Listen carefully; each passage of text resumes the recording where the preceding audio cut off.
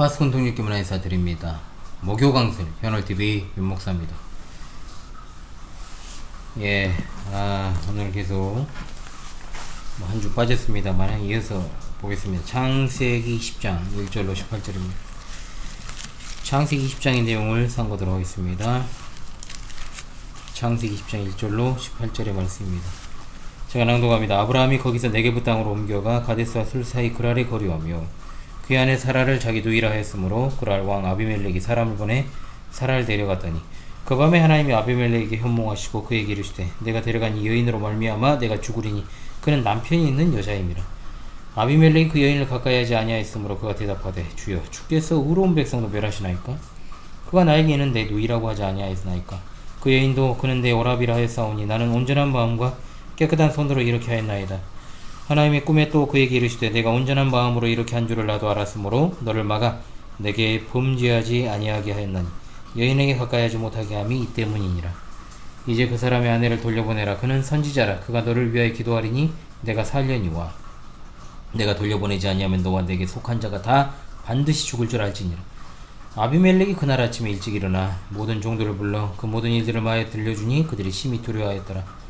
아비멜렉이 아브라함을 불러서 그에게 이르되 내가 어찌하여 우리에게 이렇게 하느냐? 내가 무슨 죄를 내게 범하였기에 내가 나와 내 나라가 큰 죄에 빠질 뻔하게 하였느냐? 내가 합당하지 아니한 일을 내게 행하였도다 하고 아비멜렉이 또 아브라함에게 이르되 내가 무슨 뜻으로 이렇게 하였느냐? 아브라함이 이르되 이곳에서는 하나님을 두려움이 없으니 내 아내로 말미암아 사람들이 나를 죽일까 했으며 또 그는 정말로 나의 이복 누이로서 내 아내가 되었음이니라. 하나님이 나를 내 아버지의 집을 떠나 두루다니게 하실 때 내가 아내에게 말하기를 이후로 우리의 가는 곳마다 그대는 나를 그대의 오라비라 하라. 이것이 그대가 내게 베풀 은혜라 하였었노라. 아비멜렉이 양과 소와 종들을 이끌어 아브라함에게 주고 그의 아내 사라도 그에게 돌려보내고 아브라함에게 이르되 내 땅이 내 앞에 있으니 내가 보기에 좋은 대로 거주하라 하고 사라에게 이르되 내가 은 1000개를 내 오라비에게 주어서 그것으로 너와 함께 한 여러 사람 앞에서 내 수치를 가리게 하였노니 내일이 다 해결되었느니라. 아브라함이 하나님께 기도하며 하나님이 아비멜렉과 그의 아내와 여종을 치료하사 출산하게 하셨으니 여호와께서 이왕에 아브라함의 아내 사라의 일로 아비멜렉의 집에 모든 태를 닫으셨습니다. 아멘. 또 기가 찬 내용이 나오는데요, 입장에. 우리가 현실에서 최초로 경험하는 것인데도 불구하고 기억은 없지만 있었던 일은 아닌데 다시 반복되거나 또 이미 본 적이 있는 것처럼 여겨지는 어떤 이상한 느낌, 환상, 꿈을 갖다가 이제 프랑스어로 데자비 현상이라고 합니다. 데자비라고 그러죠, 우리가. 그래도 가끔 데자비를 경험합니다. 저 자주 경험했고 저는 예전에. 요즘은 안 그런데 오늘 말씀을 보게 되면은 과거 이집트에서의 사건을 다시 보는 듯한 데자비를 경험하고 있죠, 우리가. 그래서 성경을 하나님의 말씀으로 믿지 않는 비평학자들은요 동일한 사건을 여러 번 편집했다 이런 식으로 또 이걸 가지고 성경 모호성에 흠집을 내려고 합니다. 그러나 성경이 하나님의 말씀이라는 대전제하에 성경을 상세하게 살피면 이집트에서의 사건과 오늘 본문에 나오는 그랄 땅에서 일어난 사건은 전혀 다른 사건입니다. 또 이런 모습이 아들 이삭의 행동에서 그대로 나타나죠. 세 가지 사건이 동일해 보이지만 각각 하나님께서 주시고자 하는 메시지가 다 다르다는 측면에서 다른 사건입니다. 그리고 하나님은 언제나 성경을 통해 우리에게 영적 교훈을 주시고자 하는 그 사실에서 조금도 벗어남이 없다는 거죠. 성경을 단편적으로 해석하고 도덕적 해석, 또 모범론적 해석을 취하면 이 본문도 아브라함과 같은 신앙의 사람도 이렇게 반복적인 잘못을 저지를 수 있지 않느냐, 신자들도 그러므로 죄와 타협하거나 하는 일을 멈춰야 된다, 이런 식의 해석이 나올 수밖에 없습니다. 단순하게요. 그러니까 이런 식의 해석은요 아브라함도 실수했는데 나라고 못하냐 이런 식의 태도를 당연히 만들 수도 있습니다. 충분히 인간은 그럴 수 있고요. 실제로 그렇게 해요. 즉 다른 이들의 잘못을 통해서 자신은 그런 죄악에 빠지면 안 된다는 식의 교훈을 받는 게 아니라 인간은요 자신의 죄악을 덮는 수단으로 삼거나 상대적으로 나는 그 정도는 아니다 이런 식의 상대적 의를 가지고 전신 승리를 한다는 거죠. 이게 타락한 인간의 본성입니다. 이것은 성경 자체를 통해 하나님께서 의도하시는 것과는 거리가 먼 본문 해석이 될 것입니다. 일단 우리가 흔히 간과하기 쉬운 게 뭐냐, 이 모든 말씀이 시간 순서에 따라 기록된 것이라고 생각하는 거. 즉 앞서 소돔성이 멸망한 직후에 일어난 사건으로 무조건 봐버린다는 거죠. 너무 단순하죠. 그러니까 창세기 앞선 내용들 중에서도 제가 늘 말씀드린 대로 모든 성경 본문이 그런 것처럼 창세기도 대체로 시간 순서에 따라 기록된 것은 맞지만 엄밀한 시간 순서에 따라 일어난 사건을 기록한 게 아니라 그 사건을 통해 전달하고자 하시는 하나님의 메시지가 중심이다. 물론 시간 순서에 따라 본다고 해도 의미 전달에 문제가 생기는 것은 아니기 때문에 상관없지만 하나님께서 우리에게 전하고자 하시는 메시지 측면을 볼 때 굳이 이 사건을 소돔산 멸망 직후에 일어난 사건으로 볼 필요가 없다는 거예요. 아시겠죠? 그러니까 필요에 의해서 아브라함이 과거에 저질렀던 실수를 다시 한번 상기시키는 목적이 있다라고 봐야 된다는 겁니다. 자, 앞선 19장의 마무리가 어땠습니까? 롯의 두 딸이 출산하는 것으로 19장이 마무리되었습니다. 20장도 아비멜렉의 집에 있는 여인들이 출산하는 것으로 마무리되고요. 21장도 드디어 아브라함이 그토록 기다리던 약속의 자녀를 출산하는 사건이 등장합니다. 19, 20, 21이 다 출산이에요. 즉 이스라엘 민족뿐만 아니라 여전히 다른 민족들의 생육과 번성도 주관하고 계신 그분이 바로 하나님이시다. 그리고 약속의 자녀인 이삭의 출생 직전 아브라함이 이런 부족한 반복되는 잘못을 기록해서 하나님의 구원의 작전과 섭리하심이 전적으로 하나님의 신실하심에 의해서 이루어지는 것이지 인간에게서 어떤 조건이나 가능성을 보고 행하시는 게 아님을 분명히 보여주고 있습니다. 일단 다 아시다시피 마누라 누이 사칭은 아브라함과 사라가 갈대아 우르를 떠나올 때 사전 약속을 한 거예요. 둘이 같이 지나가다가도 좀 위험한 순간에 처하면 누이로 둔갑하자. 이집트에서도 한번 그랬고 그랄에서도 두 번째로 했고 또 다 자기 누이라고 거짓말을 했어요. 13절에 내가 아내에게 말하기를 이후로 우리의 가는 곳마다 그대는 나를 그대의 오라비라 하라. 이것이 그대가 내게 베풀 은혜라 하였었노라. 실제로 이복 동생이니까 100% 거짓말도 아니지만 어찌되었든 비겁한 변명인 것도 사실이고 아브라함이 자기 목숨을 구할 수 있지만 그로 인해 자기 아내는 다른 사람의 아내가 될 위험에 처하는 오늘의 기준으로 봤을 때는 아브라함이나 또 그의 행동이 상당히 비겁하고 무책임한 모습으로 비춰지지만 아주 오래된 고대 사회에서 아내는 남편의 소유물이라는 개념이 훨씬 강했으니까 아브라함도 그런 세계관을 좀 가지고 있었다 이렇게 봐야 되겠죠. 그러나 사라를 지키는 것은 아브라함이 아니라 하나님이십니다. 왜냐? 사라의 태를 보호하셔서 그녀로 하여금 약속의 자녀를 생산하게 하실 것이기 때문이죠. 일단 여기 나오는 아비멜렉이라는 사람은 앞선 애고방 바로와도 상당히 대조적인 것을 보게 되는데요. 정확히는 지금 여기서 하나님께서 대조하고자 하는 것은 뭐냐? 아브라함과 아비멜렉입니다. 두 사람이에요. 바로는 자기 욕심으로 사라를 취하려고 했지만 아비멜렉은 자기 말 맞다나 순수한 마음으로 그 일을 했다라고 보고했고 하나님도 아비멜렉을 인정해 주셨어요. 그래서 하나님께서 아비멜렉의 꿈에 현명하셔서 그로 하여금 범죄하게 않게 하신 겁니다. 내가 데려간 이 여인으로 말미암아 내가 죽으리니 그는 남편이 있는 여자입니다. 그러자 아비멜렉이 의로운 백성도 멸하십니까? 앞서서 아브라함이 뭐라 했습니까? 하나님께서 의인을 악인들과 함께 멸하는 것은 부당하다고 호소하는 것과 닮아 있잖아요. 그러니까 아브라함뿐만 아니라 사라도 자신이 아브라함의 아내가 아니라고 말했으니까 당연히 아비멜렉에게는 잘못이 없습니다. 그러자 하나님께서는 그가 사라를 돌려보내야 될 이유를 설명하십니다. 아브라함은 선지자라는 거죠. 선지자라는 말을 우리가 흔히 씁니다만 직접적인 언급으로서는 이 부분이 성경에서 가장 먼저 나옵니다. 에녹이나 노아도 선지자였던 것은 사실이지만 하나님께서 직접 선지자라고 언급하신 건 이 부분이 처음이라는 거예요. 선지자의 책무가 뭡니까? 여기서 아비멜렉을 위해 기도하는 것입니다. 이것만이 아비멜렉이 사는 길입니다. 만약 사라는 내가 돌려보내지 않으면 너와 내게 속한 자가 다 반드시 죽으리라. 하나님께서 일찍 에덴 동산에서 아담에게 말씀하시기를 내가 선악을 알게 하는 나무의 열매를 먹으면 반드시 죽으리라. 아담이 그 말을 들었음에도 불구하고 어땠습니까? 아내를 바르게 지도하지 않았고 결국 그 맛인 열매를 먹고 죽게 되었습니다. 아비멜렉에게도 똑같은 하나님의 명령이 내려졌고 그런데 그 결과는 순종입니다. 아비멜렉뿐만 아니라 그가 모든 종, 즉 자신에게 속한 자들을 불러 하나님의 말씀을 전하기가 다 두려워했다고 말하잖아요. 사람들이 하나님의 말씀에 불순종하는 이유가 뭡니까? 하나님을 업신여기기 때문이죠. 두려워하지 않기 때문이죠. 그런데도 이 이방인 왕과 그에게 속한 자들은 하나님의 말씀을 두려움으로 받았다? 놀랄만한 사실입니다. 이건 앞선 소돔 사람들과 그대로 대조가 되는 모습입니다. 소돔 사람들은 그들에게 찾아온 두 나그네를 보호하기는커녕 억압하고 자신들의 욕정을 채우기 위해서 애썼습니다. 소돔성에 살던 롯의 두 사회가 될 자들은 소돔성을 하나님께서 멸하시는 나는 그 명령을 들으니까 농담으로 얘기했다 했어요. 롯의 아내도 절대로 뒤를 돌아보지 말라는 하나님의 말씀을 지키지 않고 멸망했습니다. 그런데 이와 반대로 그랄 사람들은 왕으로부터 신하들에 이르기까지 하나님의 말씀을 두렵고 떨리는 마음으로 받았고 그 결과 아비멜렉과 그에게 속한 모든 사람이 멸망으로부터 구원받을 수 있었다는 거죠. 아비멜렉이 아브라함에게 따져 묻잖아요. 네가 어찌하여 우리에게 이렇게 하느냐? 내가 무슨 죄를 너에게 범했기에 내가 나와 내 나라가 큰 죄에 빠질 뻔하게 하였느냐? 내가 합당하지 아니한 일을 내게 행하였도다. 그러니까 아비멜렉 이방인인데 정말로 올바른 사람이라는 것을 한눈에 알 수 있잖아요. 적어도 이후에 공색한 변명을 드러내는 아브라함보다 더 나아요. 태도적으로. 분명한 사실입니다. 하나님이 선지자라고 부르신 아브라함이 말한 세 가지 이유. 첫째, 그랄에서는 하나님을 두려워함이 없다. 자기 생각이죠.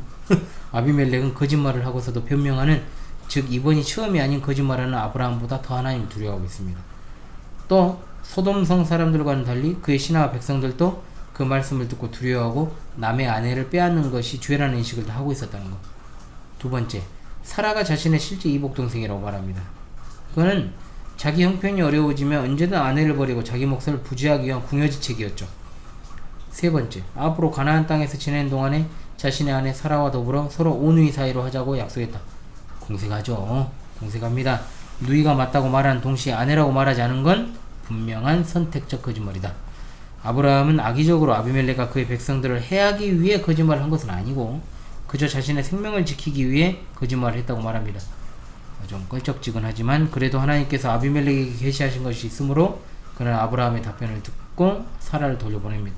아내만 보낸 것이 아니라 엄청난 재산도 딸려보내주죠. 양과 소와 종들을 아브라함에게 주었습니다. 또 아브라함이 거할 땅도 줍니다. 심지어 아비멜렉은 아브라함이 보기 좋은 땅을 선택하여 거주하라고까지 했어요. 이집트 바로 아비멜렉의 결정적 차이점이죠. 바로는 사라가 아브라함의 아내라는 사실이 드러나자 재물을 쥐어주고 쫓아버려요. 하지만 아비멜렉은 자기 땅에 거주하도록 했다. 하나님은 아브라함에게 말씀하시기를 그를 축복하는 자를 축복하고 저주하는 자를 저주하신다고 했는데 아브라함과 함께 하신 하나님, 그리고 그가 선지자라고 하는 하나님의 말씀을 듣고 그는 아브라함이 함께 거주하는 것이 좋다라고 여겼던 겁니다. 이해되시죠? 또 아비멜렉은 사라에게 은인 1000개를 줍니다. 그리고 그것을 아브라함에게 주라고 말하면서 여러 사람 앞에서 내 수치를 가리게 하였노니 내일이 다 해결되었느니라. 사라가 많은 사람들이 보기에 두 남자의 아내가 되어버렸으니 부끄럽게 된 거잖아요. 그래서 이 일에 대한 보상으로 은 1000개를 지급했다. 이것은 자신도 사라가 유부녀였다는 사실을 몰랐다는 증거이기도 합니다. 그 당시 고대법에 여행 중인 유부녀를 자신의 집으로 데려가면 자신이 그 사실을 몰랐다라고 맹세하고 남편에게 일정액을 보상하도록 되어 있었다. 몰랐다고 해도 아비멜렉이 아브라함에게 지은 죄를 거기에 대해서 보상을 한 겁니다. 그러자 아브라함이 이제 아비멜렉을 위해 기도하죠. 그리고 하나님께서 그의 기도를 들으시고 아비멜렉과 그의 아내와 여종을 치료하시고 출산할 수 있게 하셨다.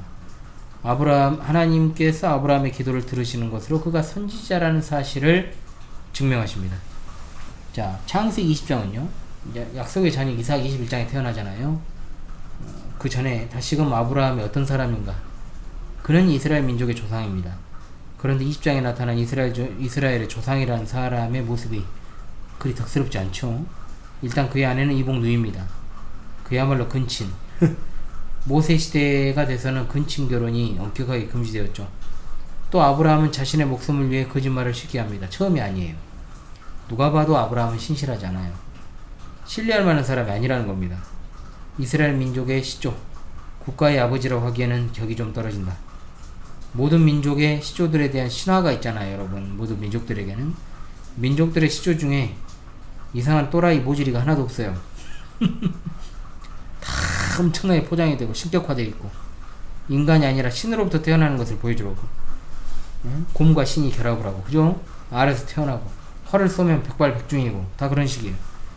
과장되고 꾸며진 일들이니까, 이야기니까. 그런데 성경은 이스라엘 민족의 아버지 아브라함에 대해서 과장하거나 포장하지 않습니다.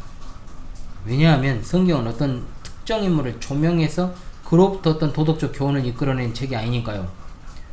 오늘 본만 보자면 아브라함은 공색한 변명을 늘어놓는 비겁한 사람으로 비춰지는가 하면 상대적으로 아비멜렉이 더 올바르고 도덕적이고 젠틀하다.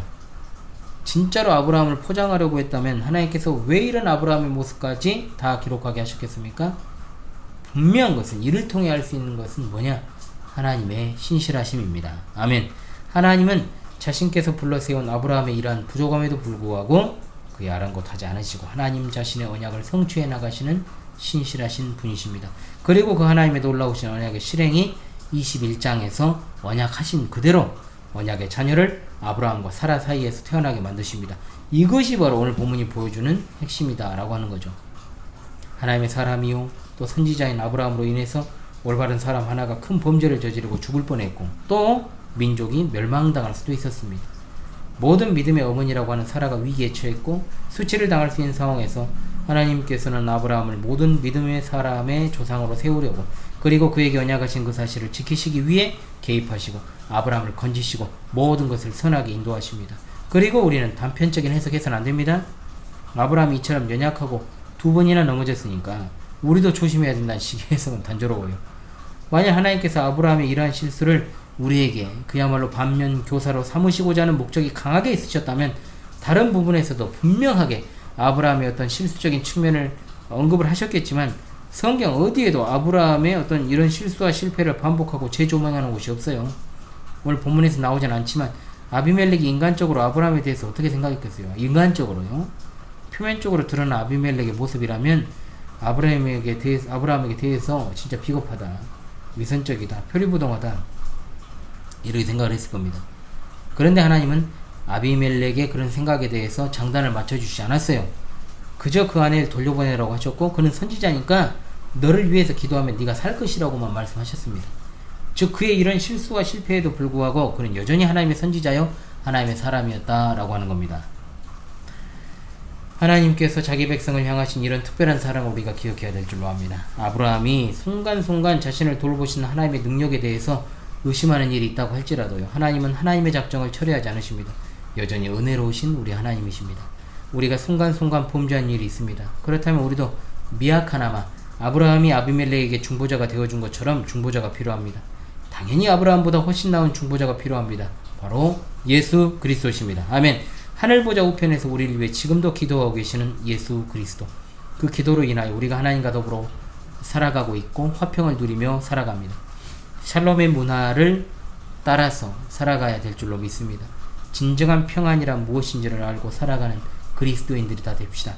신약성경 시작 마태복음 1장 1절 예수님께서 아브라함의 아들이라고 소개를 하잖아요. 그 말은 곧 예수님이야말로 진정한 선지자 중에 선지자이심을 보여주는 것입니다. 아멘. 주께 사랑하시는 우리 파수꾼 동지들이요, 이와 같은 하나님을 섬기는 것 자체가 우리에게 더 없는 기쁨이요 기회가 아닙니까? 우리에게 주어진 인생을 허비하지 맙시다. 내가 죄를 피해하고 죄짓기를 그치고 죄를 끔찍이 싫어하는 일들은 하나님이 더없이 은혜로운 하나님이시기 때문입니다. 하나님과 사람 사이에 유일한 중보자가 되시는 예수 그리스도가 계시는 줄을 믿습니다.